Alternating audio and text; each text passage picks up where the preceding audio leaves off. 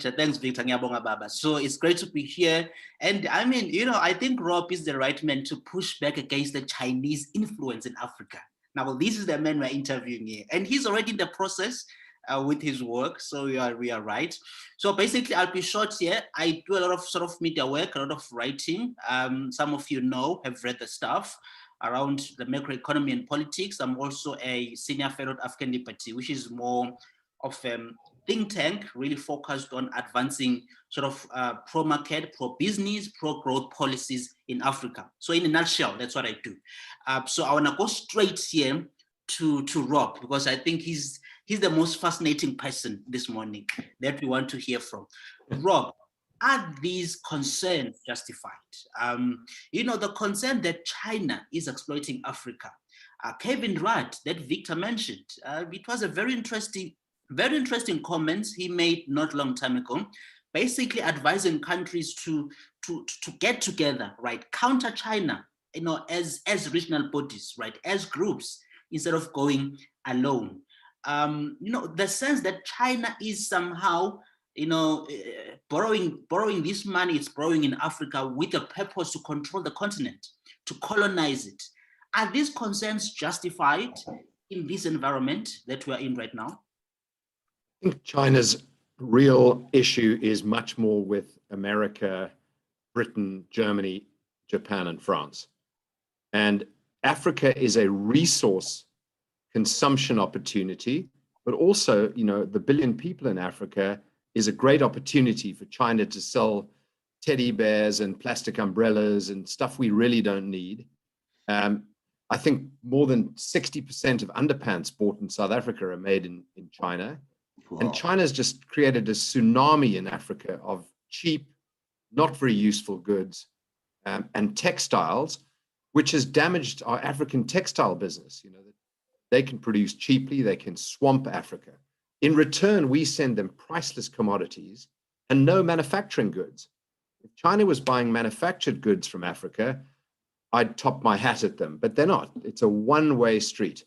The good or mediocre news is that Africa is not really of strategic, military, and even economic importance to China. The real fight for China is against the Western countries, the free market countries, the freedom of speech countries, the democratic countries. And that's the big threat. And Africa is a sideline. I think less than 8% of China trade is with Africa. So the big game is against America. And as the American empire goes into decline, which I do believe it is, the space is being filled very rapidly by China. But for us Africans, it's a one-way street. We are being used and abused. And the issue of me fighting against China, Phumlani, I love your confidence in me. I'll take the challenge if you're with me. We've got to take Solly and Victor along with us too, though. I have never had a meeting with a Chinese corporate in Africa. It's always government to government. Really? And us entrepreneurs never have the conversation with the Chinese. It's just government to government. And we don't know what's going on at that level. And we do know the Chinese bribe. We do know the Chinese play games that the Western countries don't do anymore. I'm not sure about the French, but certainly the British and the Americans do not play that game anymore. So I just think it's not a good thing for us. We're on the back foot, and we need to get tougher on the deals we do with China, but on what they buy from us. It shouldn't just be resource. So, I mean, I think you mentioned a word that touched me here, Rob. Being used. You use that word. We are being used by the Chinese as it fights or counters Western ideals and ideology and values. So we are being used in that process. I guess my question is, Solly has, since I've known Solly, he has on many occasions said, we as Africans need to take charge, that it is us who needs to shape the direction of the continent. I guess my question, Rob, is given that environment where we are being used by basically, one could say, global powers, right? But mostly China, as you've said. What do we do here as Africans?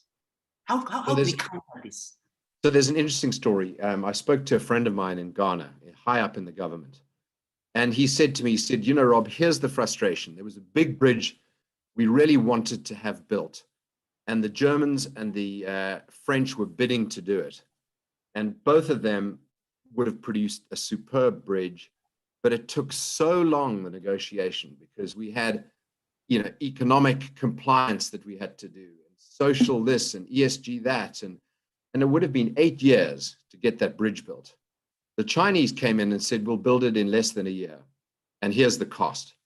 The cost was lower than the Germans and the French. And 12 months was quicker than 8 years. And they did it. Now, they didn't do the job that the European companies would have done. They didn't really care about the environmental side. They really didn't. And the bridge got built. But in return, the Chinese took all sorts of liberties. They brought in all their own workers, didn't hire fellow Africans. You know, they use and abuse the rules to get things done, but they get things done. And in Zambia, I heard a story of, you know, the Zambians have really taken the Chinese in hand and glove. And the Chinese, if you look at the balance sheet of what they got and what they gave, it's kind of embarrassing, because they got, you know, an airport, a couple of rail stations, a lot of bus stations, a few roads, probably worth $200 million US, and they gave up $1 billion worth of resource rights. That's what's happening. You know, the countries are getting immediate gratification on these infra projects. The politicians look like they're doing a good job, so they stand a chance of getting re-elected. But in the long term, the Chinese are rape and pillaging. And there's very little concern for the rules, you know, whereas the Western countries do play by the rules. Yeah, there has been this concern over the years, and that is that China tends to, what Western countries have done over the past decades was that, well, if they want to do some sort of reform or push for development in Africa, they would put up some sort of terms and conditions when it comes to human rights, when it comes to political reform, and so on and so on. And the Chinese basically are holding hands with dictators, right? People who have been accused of gross human rights, the Chinese is basically transacting with them. What does that do to Africa? I mean, what image does that bring? That kind of collaboration basically between the Chinese Communist Party and leaders who are basically mismanaging their countries. You know, Moise Katumbi, who was the governor of the Katanga province for a long time, who did an incredibly good job. He, you know, installed fiber lines. Every Thursday afternoon, he would walk out on the street and pick up litter. And thousands of other people would do the same. He set such a good example. And he said the Chinese would come in and commit to a mining project. And then he and his team would find hidden, you know, warehouses of Chinese employees that had been snuck in to do the work. Mostly criminals, mostly unpaid criminals from prisons in China, sent out for slave labor, not hiring our local Africans, not treating these people properly, and no integration with the local. None at all. And it's endless what they're getting up to, but they just deal government to government, and we have no say. You know, I mean, if Cyril Ramaphosa had not been brought in as the head of the ANC, I mean, we would have the Chinese and Cubans, and God knows who else, wandering around South Africa just taking advantage of everything. Cyril, to his credit, and I don't give him much credit, I know Solly is pretty straight talking too. Cyril at least is, you know, looking for the best from everywhere, which is what we must do. But Phumlani, you're right. It's the dictators, it's the people, you know, people who've been in government for 30, 40 years. They're just filling up their bank accounts. And it as a fellow African, it drives me mad. You know, it really does make me really angry. No, it should drive every African mad. It's just a total disgrace. Now, I want to ask you about this. in 2017, right? I think it was August 2017. The Chinese, for the first time, right? Or first time in, I'm not sure if it was first time globally or first time in Africa.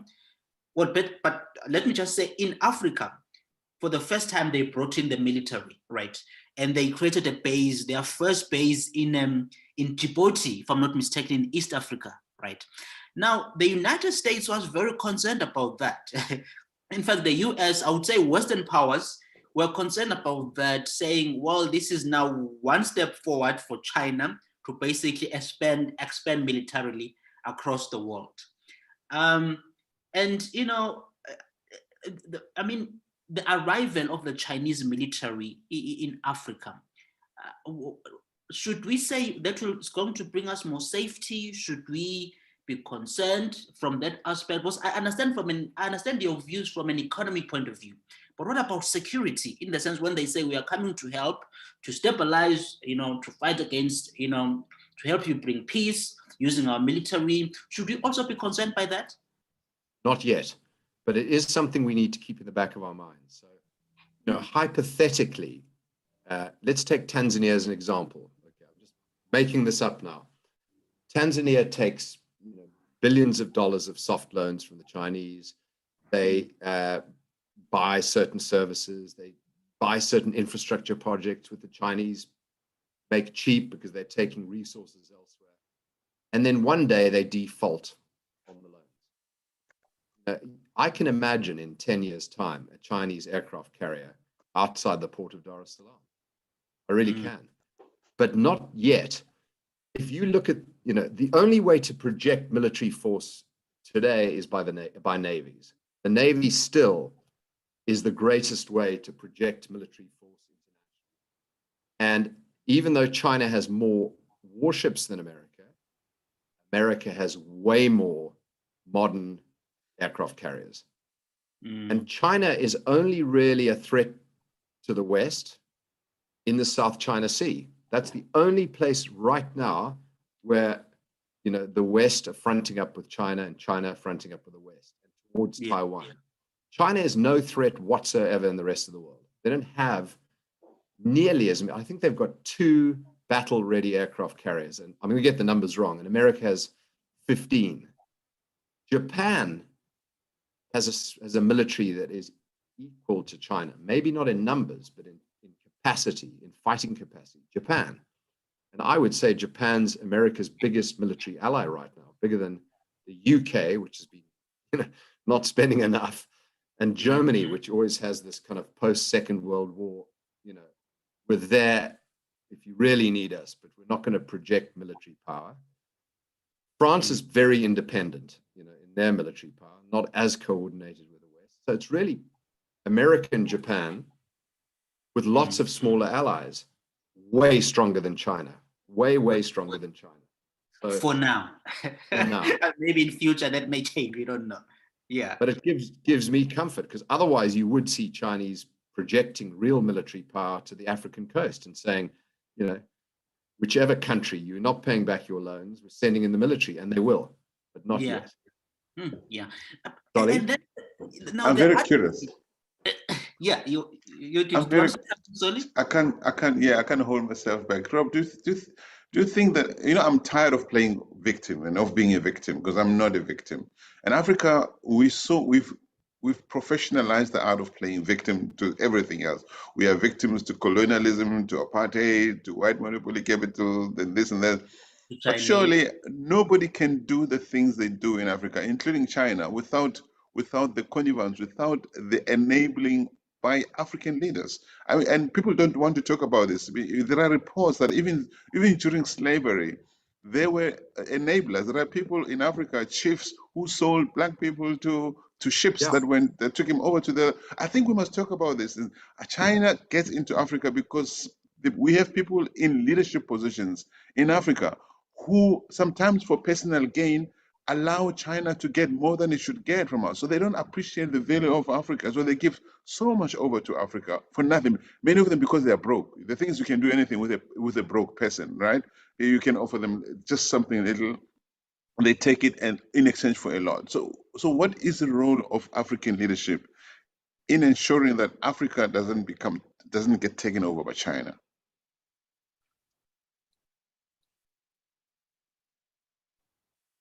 Did you hear that, Rob? Did I stun you? I think he's frozen. Rob, you can't be frozen. Yeah, I think his network is Oh, so that is such an okay. But Phumlani, what do you think? I mean, do well, you think are we always victims? Or is there a role that we can play to say, okay, we've given so much to China, no more, or you know what I'm saying? I mean, like maybe we must stop playing one-on-one against China because, as you said earlier, if we work as a group, either as regions or as a continent against China, and be clear about what is for sale and what is not for sale, maybe Africa will get a better deal from this relationship. Right now, it's not. We're not getting a better deal. It's one-on-one, and Africa just bulldozes African countries, China rather, bulldozes African countries that go one-on-one with it. Yeah, and your question is very much valid as to who enables that. You're right. I mean, they don't come in using some, one could argue, some illegal. It's not like, no. In other words, our leaders enable this to happen, right? Yeah. So now, your question is around, should we continue blame? No, we can't. We can't continue blaming other civilizations for what's happening in Africa 30 years after the Cold War. No, we cannot do that, right? The question is, how do we, as citizens in Africa, shape the direction of our countries and of our leaders, right? And by the way, what Kevin Rudd is saying, which is what you shared, his idea that African, countries should respond to China or counter China as groups, is what Africa should sort of put in a strategy in response to China, right? Because as Rob was saying, Zambia is really the Chinese. The things that are being done by the Chinese in Zambia, they are very much disturbing, right? And people of Zambia have to respond toward that, and also the African Union, the AU as well, needs to be able to to put a strategy as to how do we push back against what we see as exploitation. But we need to be clear here. So we need to work with China. We need to work with the West. Yeah, right? Sure. It's not in our continental interest to pick one side and disregard or sort of reject the other side, right? What is in our continental interest is to work together with them, with both parties. What happened?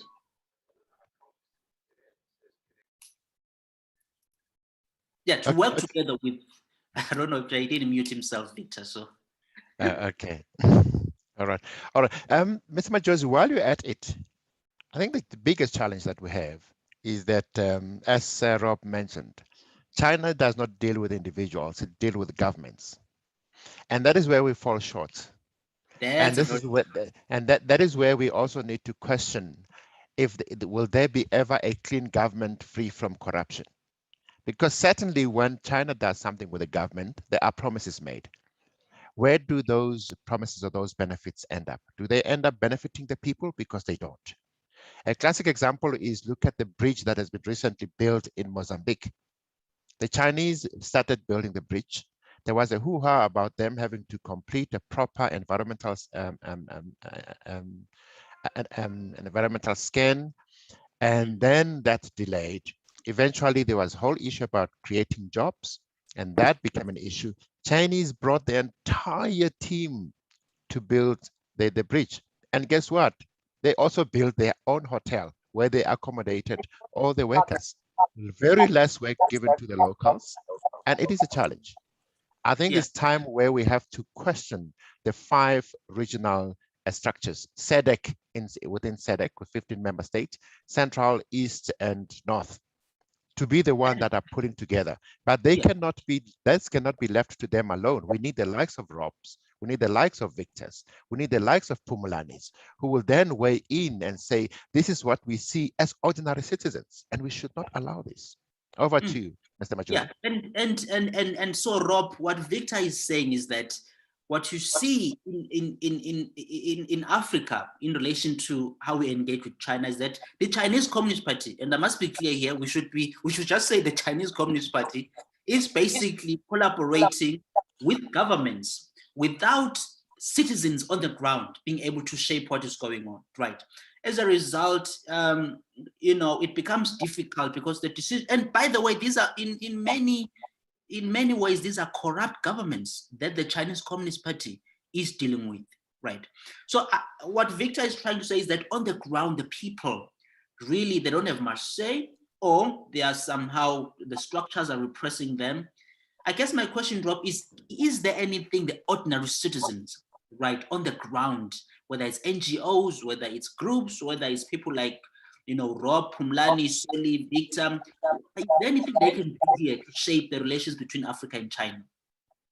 I think the African Union could go a long way to having a policy paper on behalf of all African countries to say the trade is bilateral, but it needs to be equal as well.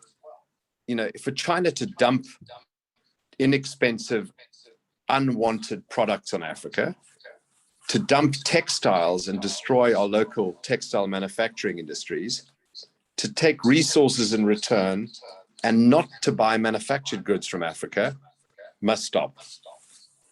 That would be the start. And to name and shame governments that are not abiding by that. And I think it has to start at the AU. Mm-hmm. And then now what I have noticed over the past, and this was very much in Zuma's administration, I saw a lot of leaning towards China, right? I'm speaking more about South Africa. I saw that there was more leaning toward China in the Zuma administration, right? And there was sort of demonization of some sort of the West. Even the economists covered this and said there is some sort of immorality with South Africa's foreign policy, that there is this more approach to China and rejection and demonization of the West. You seemed earlier to be saying Cyril Ramaphosa is getting this a bit right. That's what I sense from you. Can you emphasize on that? Is that your view, that he's really sort of holding against China, or at least things aren't as what they were under Zuma? Yes, very much so. I think he's trying to take a more balanced view. But the problem is the rot set in so badly into the ANC and into the government that, I won't mention names, but two very large state-owned enterprises are now run by two people I know. And both of them said that they, even the level beneath them are still faking invoices and backdating invoices to try and protect themselves. A buddy of mine is taking control of PRASA, Khosi Matthews, a fantastic guy. And he said that he can't even trust his own security team. He thinks they've been part of the stealing. So for Cyril to turn the ship around is very, very difficult. South African Airways was flying, Johannesburg to Beijing with 10 people on every flight. And they shouldn't even have flown that route. We're losing money every time the plane took off and landed. But they agreed that with the Chinese. It was ridiculous.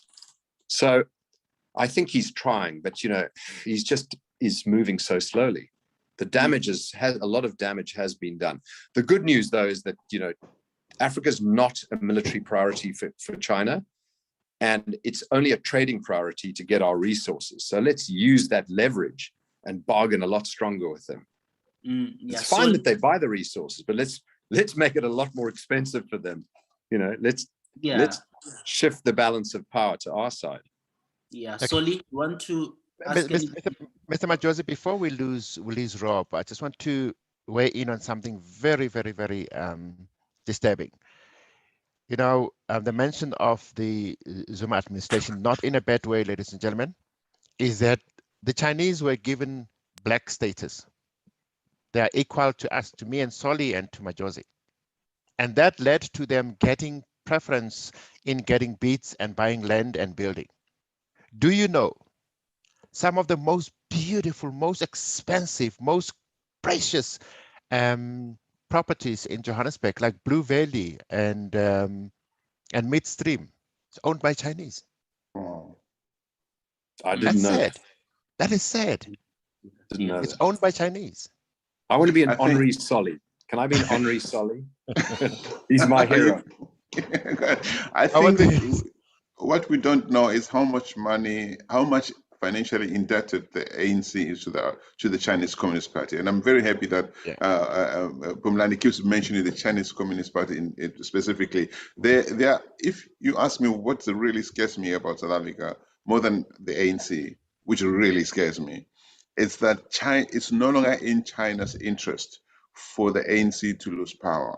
I fear that the Chinese will play a really, really dirty game, or help the ANC play a dirty game to cling to power. And I really hope I'm wrong. But when the things that I see, that I hear, really scares me.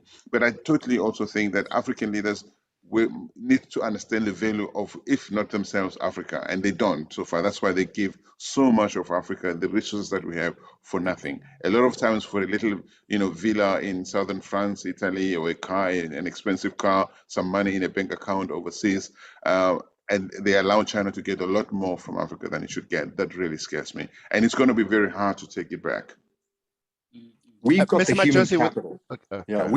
Africa has the human capital to compete with any country, any nation, any population in any industry.